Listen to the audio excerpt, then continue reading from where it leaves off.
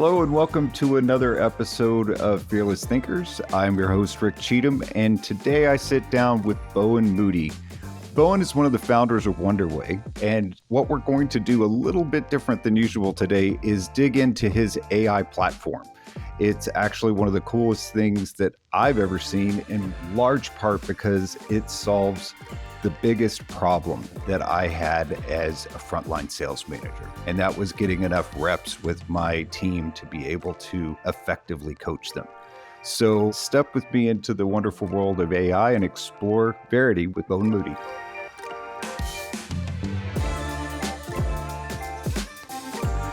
So Bowen, welcome to the show. Thanks for having me, Rick. Of course. What's going on in your world today? Well, today's just a work day, but I'm actually homebound because I dislocated my toe on the weekend, if you're interested to know. I was surfing and I dislocated my toe, and then I had to swim back into shore, crawl back to my car, and then make it back to the hospital. So that's what's happening in my life at the moment. Wow. That's such a better injury story, because I think the last time that I broke something, I was walking down the stairs with a laundry basket. So surfing is a much better position to be in. Well, thanks for the time today. I guess it would probably be worth it for you to introduce our listeners a little bit more to where you come from in joining the BTS family and a little bit more about Verity. So yeah, I'm new to the BTS family. I just joined the company about 4 months ago after my company Wonderway was acquired. So as part of the acquisition, we've rebranded as Verity. And in a nutshell, what we do is we build an AI sales coach. So wow, I love how you say so matter-of-factly that you built an AI sales coach when most of us are still trying to figure out what AI is. I'm wondering if you could tell me just a little bit more about kind of the process behind doing something like that and the work that it's doing for salespeople and sales leaders today. Yeah, for sure. So the key idea behind the product is that the AI sales coach operates very similar to what a real manager would do.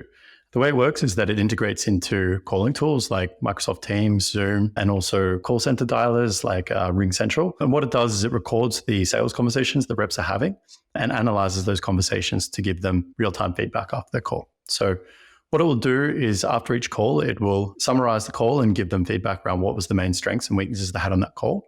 And then it will aggregate the data across all of the calls to show them what are their consistent areas for improvement, so that we can share that with the rep and also with the manager, so they can speed up the time that it takes to figure out what their team needs help with and track the improvements of how things are changing over time. Wow. And I would also think, since you're aggregating so many calls versus just the occasional ride along, it would help sales leaders and even the sellers themselves understand where they're getting stuck without as much bias. Yeah, 100%. The biggest challenges we see is that I think coaching is one of those important but rarely urgent things for most sales managers. I think most sales managers would like to do coaching, but they really have the time for it. And it's one of those things that always gets deprioritized.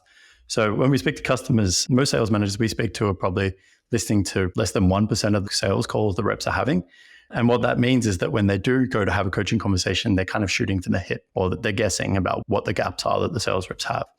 So one of the big benefits here is that by analyzing not just one call, but all of the calls that we're doing, we can really start to iron out some of those anomalies. Like every rep has a good call or a bad call.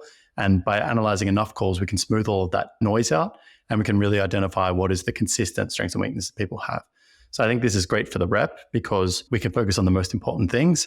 And for the managers, it's also good because it can save them a ton of time listening to calls. I think if a manager was going to do a really good job of call coaching, they'd probably have to listen to, maybe 5 or 6 calls to try and figure it out for themselves. But using AI, we can now do that work for them so that they can jump on that conversation and already have that legwork done for them, so they can just focus on coaching on the things that matter. Well, and it's the things that matter part that I do think is the hardest. Even if I know as a sales manager how to coach to something, and even if it's important enough to me to take the time to do it, getting the diagnostics right, I think, is really hard. So this feels to me like something that, would be super helpful to me because I'm still a sales leader, even within our business.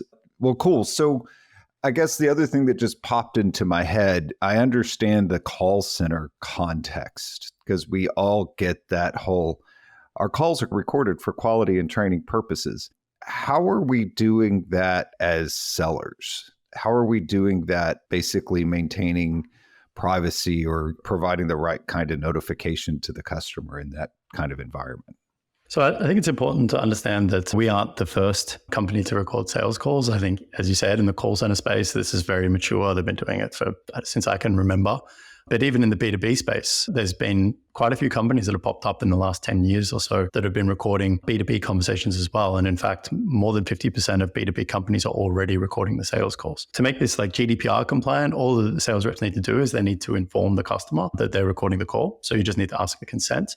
And then once you record the call, then it's actually the property of the company to do with it what it likes. I think it's important to understand that we aren't really pioneers in the sales call recording and analytics space, but what we are pioneers in is using generative AI to analyze the calls. So up until a year ago, up until generative AI was released, the way for doing sales call analytics was around keyword analysis. So basically you take a transcript and you could count how many times a certain word was said, and then you try to figure out if they were positive words or negative words and try and give feedback around that. But it was very, very basic. But I think the key breakthrough that has come out since generative AI in the last 2 years is that we can now actually understand the context of what's being said on the call, and we can start to have an opinion about what they did well or what they can improve. And that was just something that wasn't possible until the new technology was just released. I feel like I've heard a few times is these generative AI models are only as good as their data set that feeds them. Given that so many organizations, well, actually, I was about to say, especially in the B2B space, but really any seller, they feel like their sales technique or process is many times both art and science. So how do you train your AI model to reflect me, my sellers, my goals in the marketplace right now? Yeah, that's a good question. I mean, from our side, we definitely focus more on the science. I think the reason is that it's easier, but I think it's also the thing that's the easiest to train, the easiest to coach on. So the way that our product works is that pretty much all of the customers we're working with, they have a sales methodology or a sales playbook that they want their sales reps to follow. But I think it can be a huge challenge getting people to follow that playbook. So what you can do with our product is you can customize the coach for what it should be coaching them on. So you can set up a process around different types of calls. It could be different calls in the sales process, how you want people to handle their cold calls, their discovery calls, their demos, their negotiation. And then the coach will coach them against that playbook. So the thing that we're really focusing on, I'd say, is that science or that process of how do we get everyone up? How do we find those people that are maybe the B players? How do we coach them to become A players in the team by getting them to follow that consistent process? I think there is a truth to the art in sales, and some people have the gift and the gab and things like that. But I think that is much, much harder to train on, but it's much easier to move the needle on getting people to follow the right process and following the right steps and having a successful call. So that's really where we focus. So I can't have a conversation with the AI expert without asking the question, so what do you think's next? What do you think's next with AI in the world of coaching? So that's a big question. At a broad level, the big conversation in the AI industry is this trade-off between general purpose large language models and more specific, smaller models. So I think we're reaching the point where, like at the moment, there's been the release of ChatGPT. Everyone knows about ChatGPT and Claude and these big large language models. But there's a big conversation going on in the industry whether that's going to be the future, especially in the B2B space. Will we be using these general purpose large language models, or are we better off switching to maybe more focused models that are the purpose trained just for the purpose that they're serving? So this is a big topic for us because we are looking at this. We're building our own models and we're also testing them against the general purpose models.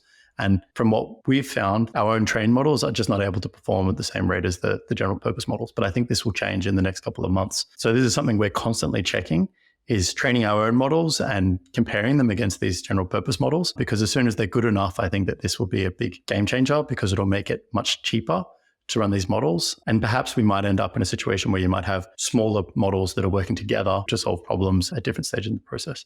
So I think on a macro level, I think that's probably the biggest conversation that's happening in the industry at the moment. When it comes to sales training and sales coaching, I think the big conversation is, what do we automate? I think everybody that I'm speaking to is interested in AI, and many companies are running different experiments.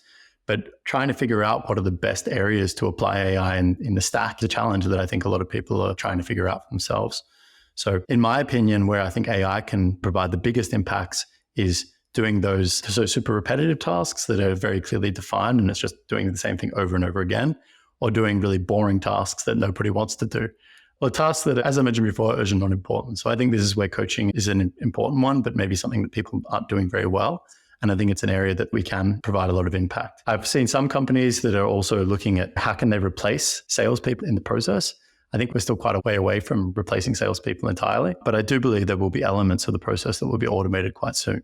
So repetitive outbound processes, maybe some inbound sales calls, if it's just very simple interactions and very, very basic repetitive interactions, I think these will be automated very, very soon. Yeah, coming back to the question, what are companies struggling with? It's about everybody sees the potential, but everyone's still trying to figure out where to start. And I speak to many people, many sales leaders that are a bit confused. I'd say like they're a little bit hamstrung. They don't know where to start. And many people are hanging back and not doing anything. And I think that is the worst approach you can take, because you just have to get started and learn. And as the models evolve, I think you need to be prepared to adapt. But not doing anything is just going to cause companies to fall behind, in my opinion.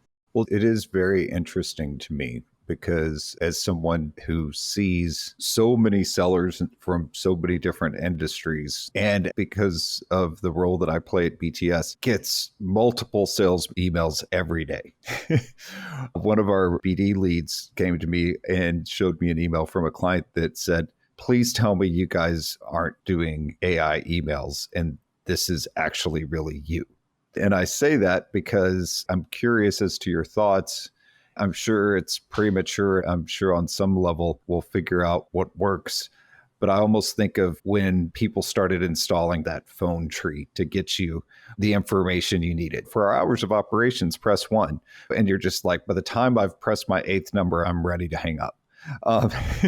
And I would think it would be somewhat the same for I'm making a decision that could cost me my job. Am I really best served by AI automated response? I mean, that's basically the role that sellers have been playing, especially in the B2B environment for years. I'm curious because on some level, I'm already seeing from clients and even in my own life, a level of backlash against the amount of outreach that AI enables. Yeah, talking about SDR, so outbound, Salesforce just released an AI SDR. There's a small startup that just raised $20 million to build an AI SDR to do outreach.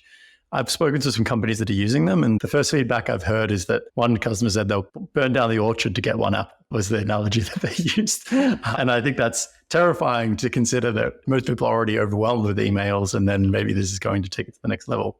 So I think there's clearly room for improvement. I think it's going to come, but I don't think it's there yet. And I think there's some companies that are experimenting with it. And to your point about people losing their job, I still believe that companies should be doing experiments, but they should be keeping them small. So let go of your whole team and implement an AI SDR and then get that surprise afterwards would be a very bad move. But to run a small controlled pilot to see within a very controlled segment what results it can give and to take that and to learn, I think is not a bad move. So again, AI is very new for everybody. I think the companies are trying to figure out where to apply it in their stack. The startups are also trying to figure out how to best apply it. And I think the best way to do this is to run a variety of different pilots in the business and just get started, because as long as you can limit the downsides, you need to be in the game to learn. I don't think you can sit back and wait for everyone else, because you'll just be too far behind if you do that, in my opinion. It makes good sense. And I also completely agree. The incremental approach is always better, especially with sales forces, than just pushing the reset button and dealing with a year of repercussions, at least, of that big push. I think that those are all very interesting conversations to continue having. So I'll definitely want to have you back as we continue to learn more about what AI can do in sales. Obviously, so much of what we do at BTS goes beyond just the commercial organization. So I'm wondering, now that you're part of the broader family, so to speak, what your vision is for potentially other use cases. So it's no surprise that sales training is just one aspect of what BTS does. I think that the majority of their practice is more focusing around leadership training and coaching. So we're running some of our experiments of our own. A part of our vision is, now that we've figured out how to do sales coaching, we're looking at how we can also provide coaching to leaders. So coaching to first-line managers around how they can have better coaching conversations with their teams, coaching them on how to have their team stand-ups better, and also executive level coaching. One interesting insight we've seen is that very senior leaders, if they're doing big presentations to the board or the executive team, they often practice those presentations many, many times over. And they're very, very uncomfortable usually doing that in front of other people or exposing themselves to critical feedback. So one use case we're also exploring is providing a safe place for leaders to practice their presentations and giving them that instant feedback so they can iterate and nail that pitch. So I think we're starting in sales coaching, but the application at a broader scope, what we're doing is really conversation performance and how this can be applied across all sorts of different types of conversations in the business. So we're starting with experiments now, and we'll be looking to roll these applications out next year. Wow. Well, I'm sure some of our clients are like, I want to be in one of those experiments, but they'll have to get in line behind me, at least when it comes to that presentation coach. Just the very second you're ready with that, I'm your favorite guinea pig, I promise. But anyway, I appreciate so much the time you've spent with us today, and I'm really excited to see how this continues to evolve. I mean, at least from my perspective, as a sales marketing leader for years and years and years, that diagnosing the what when it comes to sales coaching has always been the hardest part. And it sounds like you're solving that for a lot of people. So strongly believe that's a big help to folks. So really appreciate your insights, really appreciate your time. And like I said, we'll have to have you back soon. Great. Thanks for having me on the show. Thanks for joining me today. It's always a pleasure to bring to you our fearless thinkers. If you'd like to stay up to date, please subscribe. Bios for our guests and links to relevant content are always listed in the show notes. If you'd like to get in touch, please visit us at bts.com. And thanks so much for listening.